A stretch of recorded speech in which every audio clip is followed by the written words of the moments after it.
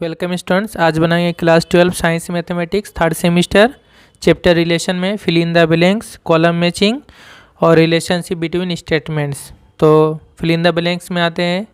पहला है सेट ए है 1 2 3 4 and for the identity relation I A on set A blank belongs to I ए।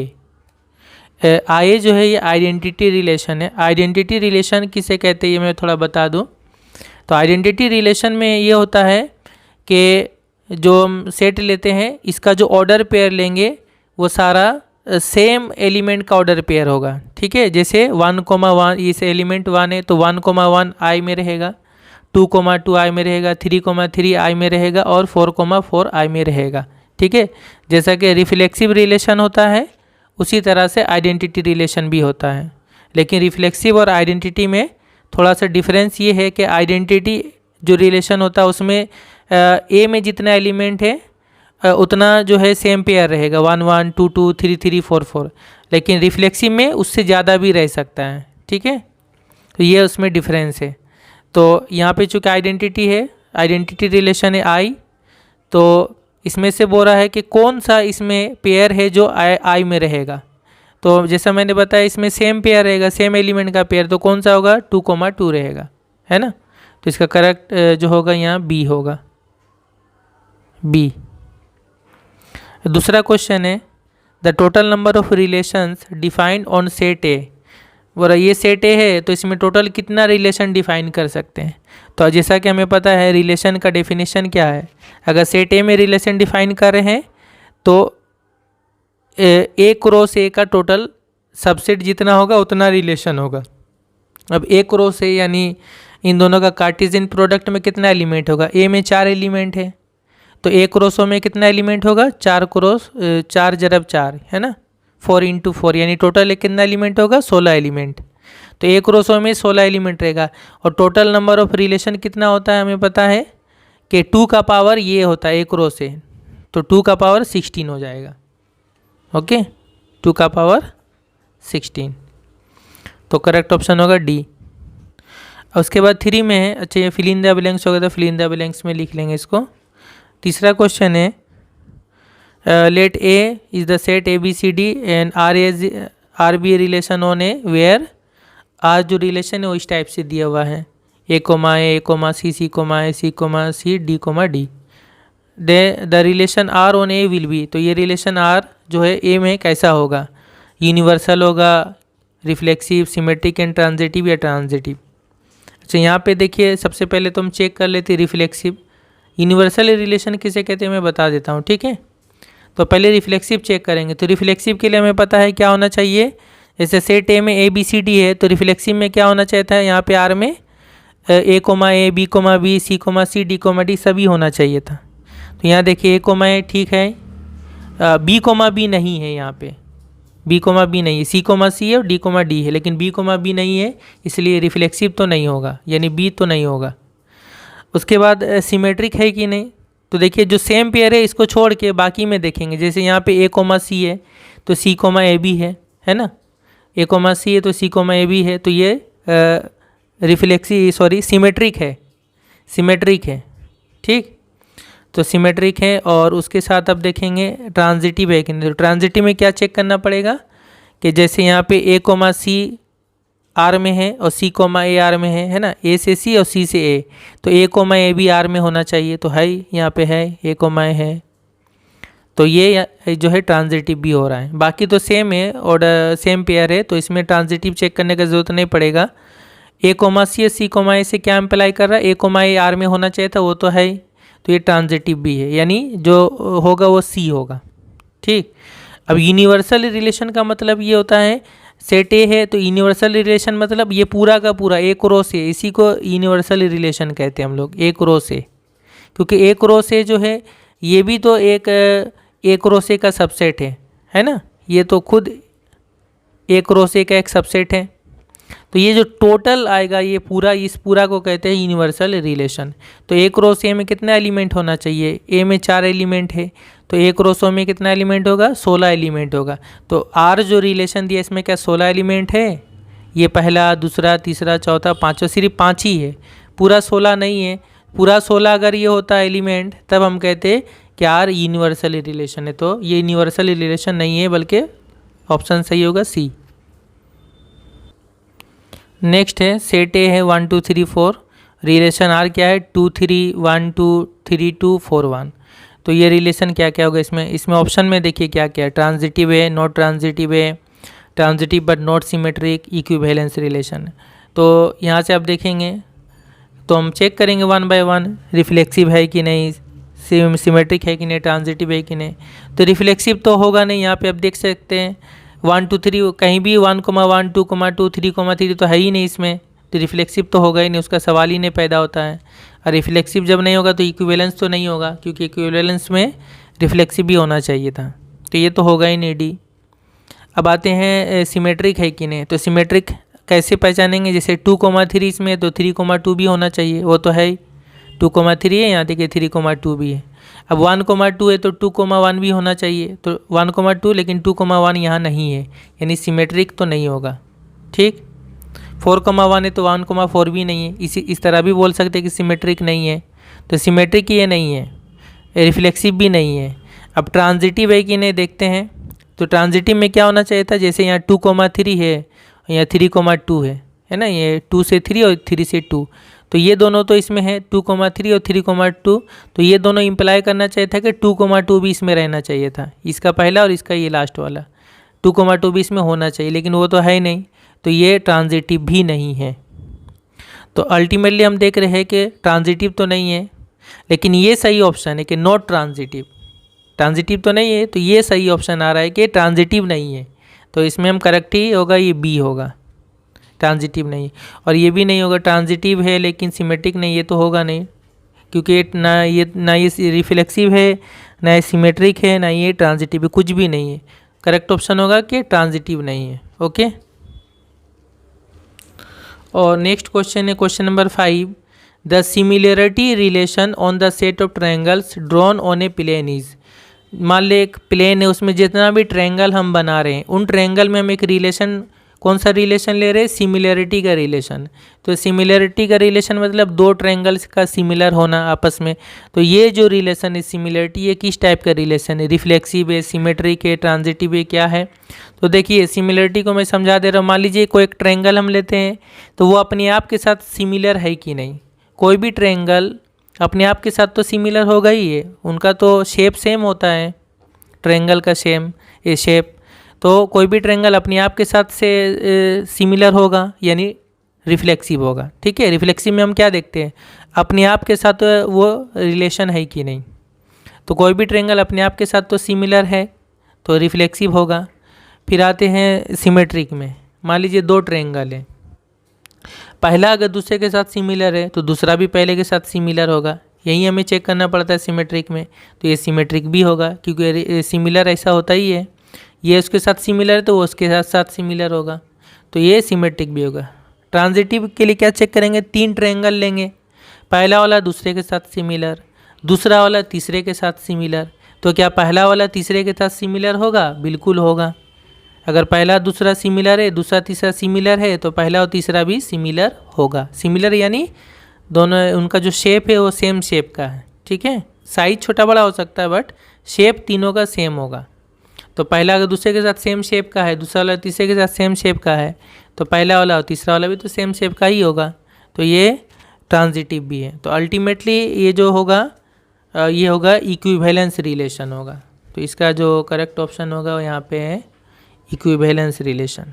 ठीक, उसके बाद आते हैं क्वेश्चन नंबर 6 है, domain and range of relation are x, x² - 31 such that x is a prime number less than 12। x जो है वो 12 से छोटा कोई प्राइम नंबर है, और उसको यहाँ पे वैल्यू बैठा करके हमें r का डोमेन और रेंज पता करना है। तो देखिए ये ऑर्डर पेयर कैसा है, x, x² - 31।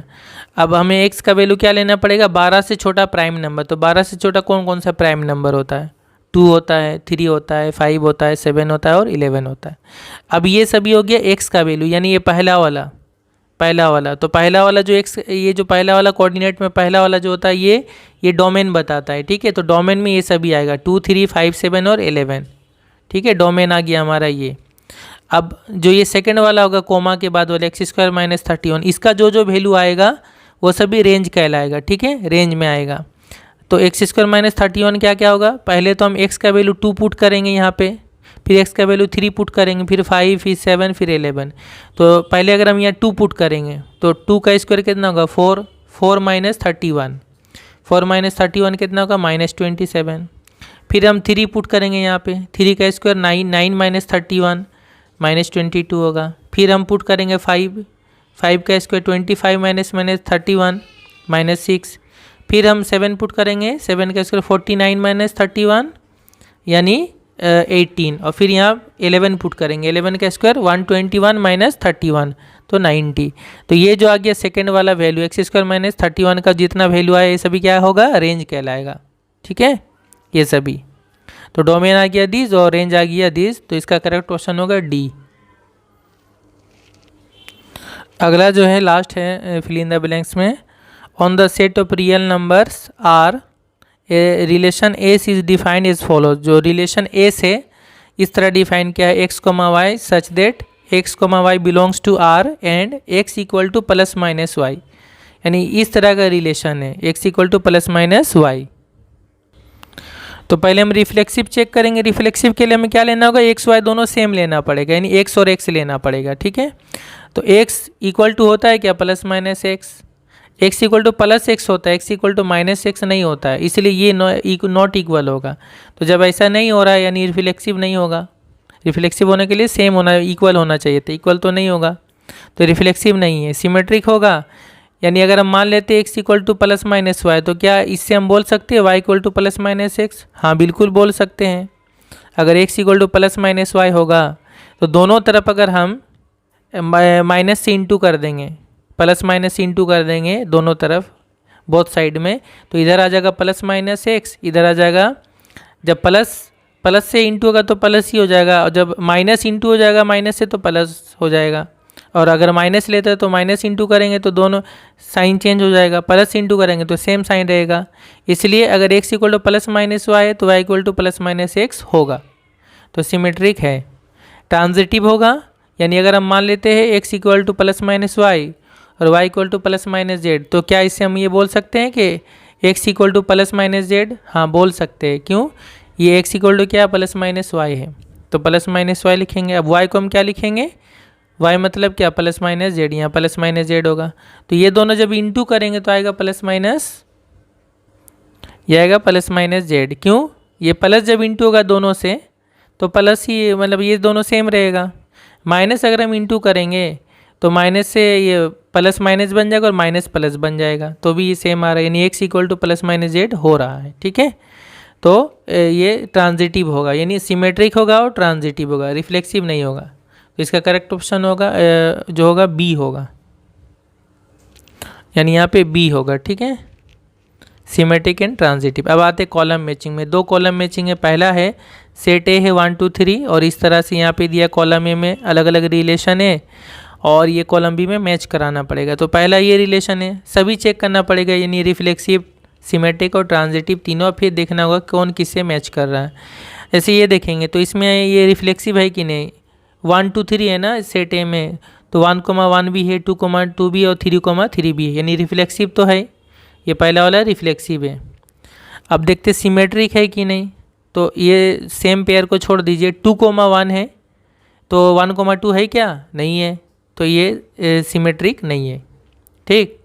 और अब देखते ट्रांजिटिव है कि नहीं, जैसे ये देखिए 2,1 है और 1,1 है, तो 2,1 है 1,1 2,1 ही होगा। अगर हम ये दोनों लेंगे 2,1 के साथ 2,2, यानी इस तरह 2,2 है और 2,1 है तो 2,1 ही आएगा। फिर बाकी के बाकी सब तो सेम पेयर है, ये खाली अलग है, तो ये ट्रांजिटिव होगा ही होगा।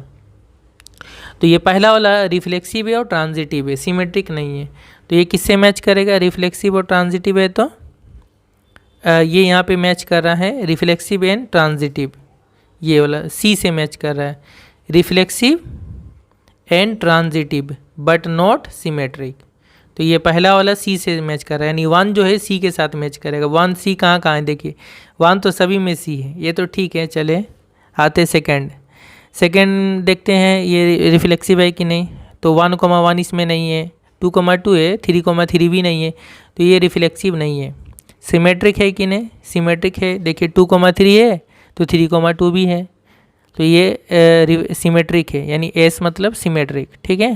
اب ٹرانزیٹیو ہے کہ نہیں، ٹرانزیٹیو جیسے 2,3 ہے اور 3,2 ہے، تو یہ دونوں امپلائی کیا کرے گا، 2,2 ہونا چاہیے اس میں، تو 2,2 بھی ہے، تو یہ ٹرانزیٹیو ہے. یعنی یہ جو دوسرا والا ہے سیمیٹرک ہے اور ٹرانزیٹیو ہے، تو کس سے میچ کرے گا، سیمیٹرک اینڈ ٹرانزیٹیو. دیکھیے یہاں سیمیٹرک ٹرانزیٹیو بٹ ناٹ ریفلیکسیو، اس میں کیا ہے سیمیٹرک بٹ ناٹ ریفلیکسیو اینڈ ٹرانزیٹیو، تو یہ نہیں، یہ ہوگا سیمیٹرک ہے ٹرانزیٹیو ہے لیکن ریفلیکسیو نہیں ہے. تو یہ 2 نمبر جو اے کے ساتھ میچ کرے گا، تو 2 والا اے سے کہاں کہاں ہے، یہاں پہ ہے، یہاں پہ ہے، یعنی اے اور سی میں ہی کوئی کریکٹ آپشن ہوگا. اب آتے ہیں تیسرا میں دیکھیں گے یہ ریفلیکسیو ہے کیا، 1,1 نہیں ہے، 2,2 نہیں ہے، تو یہ ریفلیکسیو نہیں ہے. سیمیٹرک ہے کیا، 1,2 ہے تو 2,1 بھی ہے، 2,3 ہے تو 3,2 بھی ہے، تو یہ سیمیٹرک ہے. اور ٹرانزیٹیو ہے کیا، 1,2 ہے، 2,1 ہے، تو یہ دونوں امپلائی کرنا چاہیے تھا 1,1 اس میں ہونا چاہیے تھا، لیکن ہے ہی نہیں، تو یہ ٹرانزیٹیو نہیں ہے. یعنی یہ صرف اور صرف کیا ہے، سیمیٹرک ہے. تو یہاں پہ ہوگا سیمیٹرک بٹ ناٹ ریفلیکسیو اینڈ ٹرانزیٹیو، یعنی صرف سیمیٹرک ہے، ریفلیکسیو بھی نہیں ہے اور ٹرانزیٹیو بھی نہیں ہے، تو یہ ڈی سے میچ کرے گا. یہ تیسرا والا ڈی سے میچ کرے گا. تو تیسرا جو ہے کہاں پہ ڈی ہے، تیسرا ہے بی ہے، اے ہے، ڈی، یہ ڈی سے میچ کر رہا ہے. تو الٹیمیٹلی یہ سی والا کریکٹ آپشن ہوگا. ٹھیک ہے. اور چوتھا والا جو ہے بی سے میچ کر جائے گا، چوتھا والا بی سے، کیونکہ چوتھا والا آپ خود دیکھیں یہ ریفلیکسیو ہے کیا، ریفلیکسیو تو نہیں ہوگا، 1,1 اس میں نہیں ہے، 2,2 ہے، 3,3 بھی نہیں ہے، تو یہ ریفلیکسیو نہیں ہے. سیمیٹرک ہے کیا، 1,2 ہے تو 2,1 ہے کیا، نہیں ہے، اس میں تو صرف 2 ہی ایلیمنٹ ہے، تو یہ سیمیٹرک بھی نہیں ہے، ریفلیکسیو بھی نہیں ہے. ٹرانزیٹیو ہے کہ نہیں، ہاں ٹرانزیٹیو چیک کرنے کے لیے ہمیں کیا دیکھنا ہوگا، یہ تو ایک سیم پیئر ہے اور یہاں پہ 1,2 ہے، تو یہ دونوں امپلائی کرنا چاہتے ہیں 1,2 ہی اس میں رہے گا، تو یہ تو ہے، تو یہ ٹرانزیٹیو ہے. تو یہ ہوگا ٹرانزیٹیو بٹ ناٹ ریفلیکسیو اینڈ سیمیٹرک، یہ بی سے میچ کرے گا. تو کریکٹ یہ بنے گا سی والا. نیکسٹ کالم میچنگ ہے، ریلیشن R1 ہے equal to x, y, x belongs to set of natural number, y belongs to set of natural number and 2x plus y equal to 41. اور دوسرا ایک ریلیشن ہے جس کا نام ہے R2، وہ کیا ہے x, y اس طرح کہ x and y are integer, x اور y انٹیجر ہوگا، اور and x square plus Y square equal to 25 ہوگا.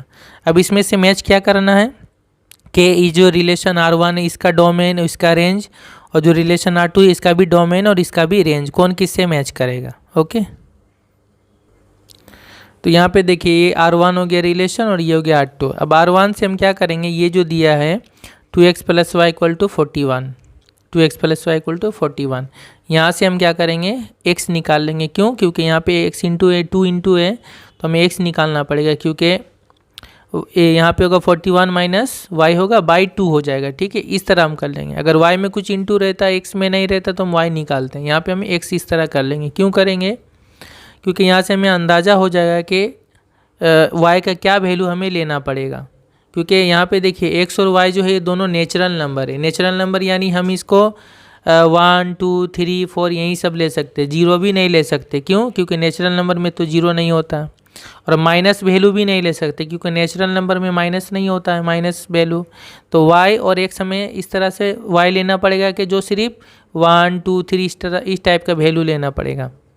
جیسے ہم y لیں گے 1، y اگر ہم 1 لیں گے تو کتنا ہوگا 41 مائنس 1 اکول ٹو 40، 40/2 یعنی 2 سے کاٹیں گے 40 کو تو کتنا آئے گا 20 آئے گا. تو x کا ویلیو کتنا گیا 20. ٹھیک ہے. اب y کا ویلیو ہم 2 نہیں لے سکتے. کیوں نہیں لے سکتے؟ 2 اگر لیں گے تو کتنا ہوگا 41 مائنس 2 کتنا ہو جائے گا 39، 39/2 کریں گے، یعنی 39 کو اگر 2 سے کاٹیں گے تو وہ تو بٹا میں آ جائے گا نا، یعنی 19.5 ہوگا. ہاں 19.5 ہوگا، 19.5 ہوگا، 19.5 ہوگا. یہ کس کا ویلیو آئے گا x کا. تو x کا ویلیو پوائنٹ میں یا بٹا میں تو نہیں آ سکتا. کیوں؟ کیونکہ x نیچرل نمبر ہے. तो हमें ऐसा यहाँ पे लेना पड़ेगा कि x का वैल्यू भी पूरा पूरा नेचुरल नंबर आए, कोई पॉइंट में ना आ जाए, कोई बटा में ना आ जाए। तो फिर हमको y हिसाब से लेना पड़ेगा। 3 ले सकते हैं हम, 2 नहीं ले सकते, 3 लेंगे।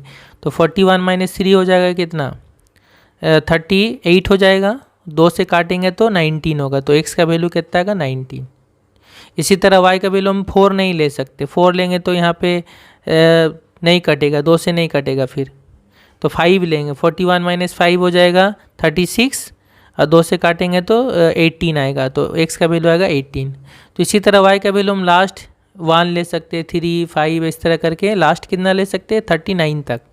39 लेंगे तो 41 माइनस 39 2 आएगा, 2 से 2 काटेंगे तो 1 आ जाएगा। तो y का क्या क्या वैल्यू आ रहा है, ये सभी। x का क्या क्या वैल्यू आ रहा है, ये सब। x का जो वैल्यू आएगा वो डोमेन हो जाएगा R1 का, और y का जो सारा वैल्यू आएगा वो हो जाएगा इसका रेंज। ठीक है, तो ये हो गया डोमेन और रेंज किसका, रिलेशन 1 का। और उसके बाद रिलेशन 2 का देखिए, यानी इसका अगर मैच, अच्छा ठीक है इसको निकाल लेते हैं पहले। रिलेशन 2 में ये है x square plus y square equal to 25 है। यहाँ पे एक्स और वाई का इंटीजर है, यानी हम नेगेटिव पॉजिटिव दोनों वैल्यू ले सकते हैं। तो यहाँ देखिए वाई इक्वल टू हम निकाल लेंगे, कितना होगा, plus minus √/25 minus x square, क्योंकि एक्स स्क्वायर इधर आएगा। तो फिर y से हम स्क्वायर हटाएंगे तो इधर रूट चढ़ेगा, तो साथ में प्लस माइनस आएगा। अब यहाँ में x का वैल्यू लेंगे तो y के वैल्यू में मिलता जाएगा।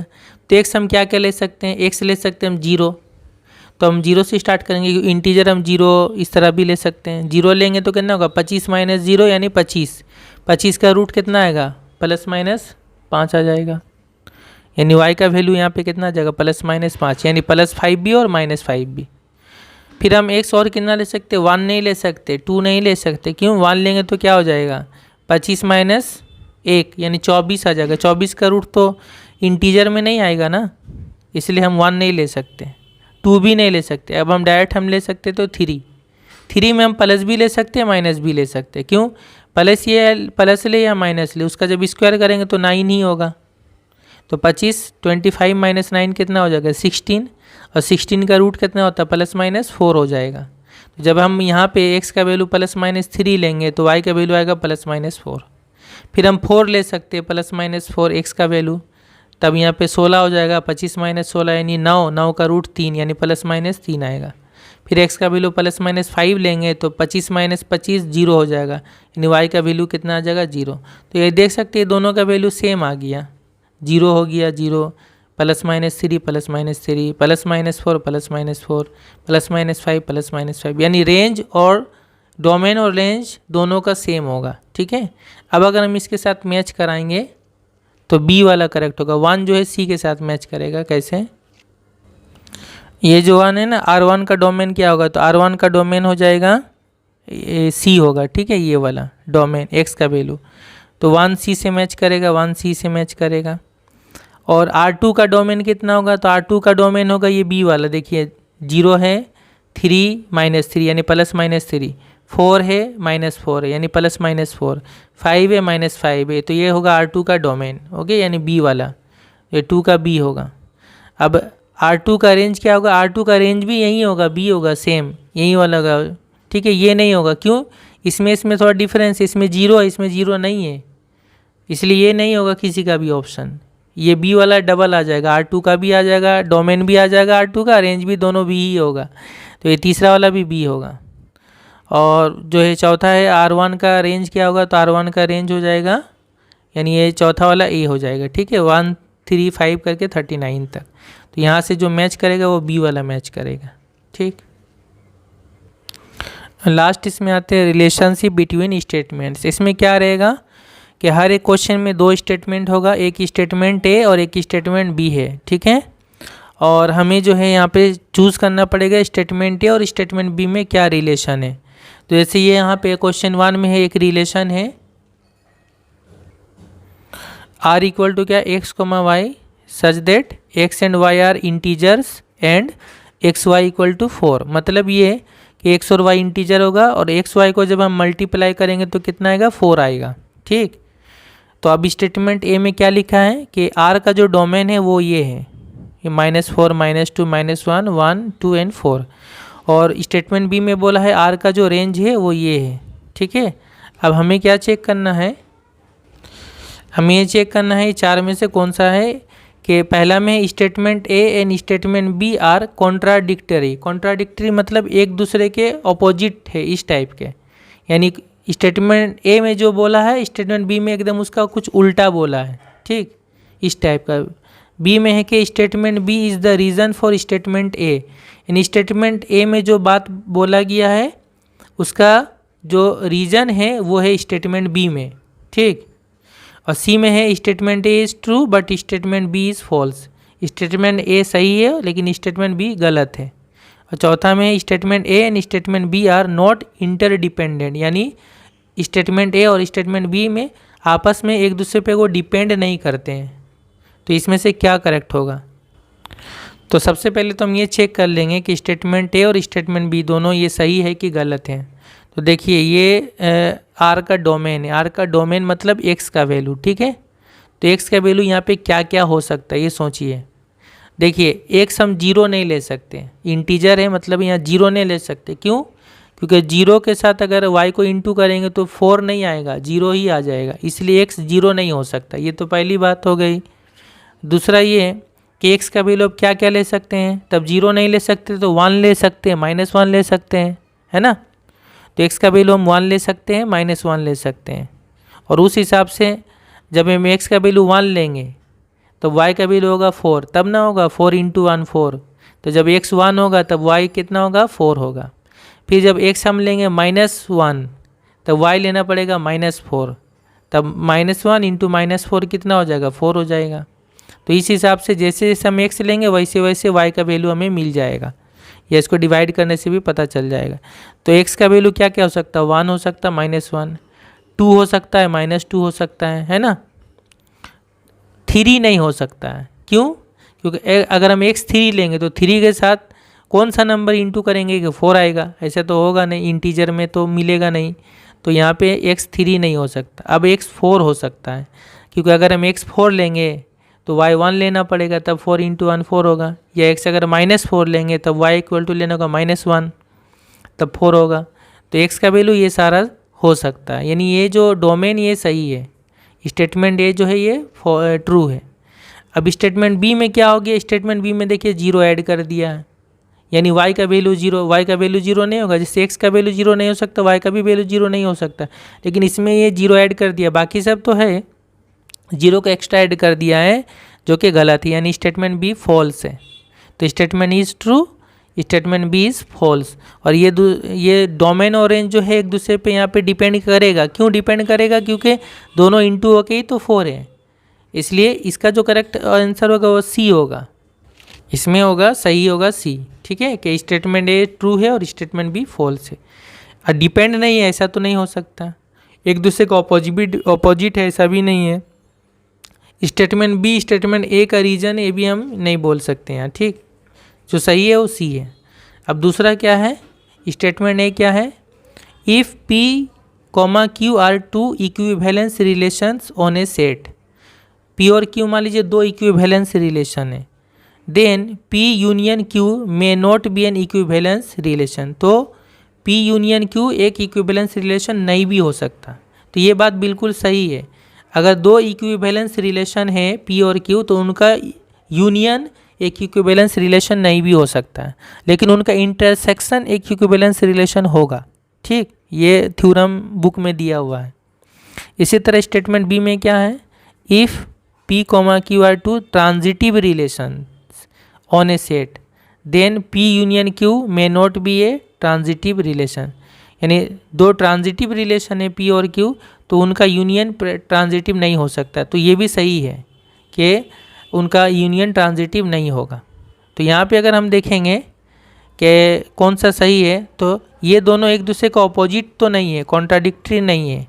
ये सही होगा कि स्टेटमेंट बी जो है is the reason for statement A, यानी स्टेटमेंट ए में जो बात बोला गया, क्या बोला गया कि पी क्यू का यूनियन इक्विवेलेंस नहीं होगा, क्योंकि इक्विवेलेंस के लिए हमें क्या दिखाना पड़ता है, रिफ्लेक्सिव भी, सिमेट्रिक भी और ट्रांजिटिव भी।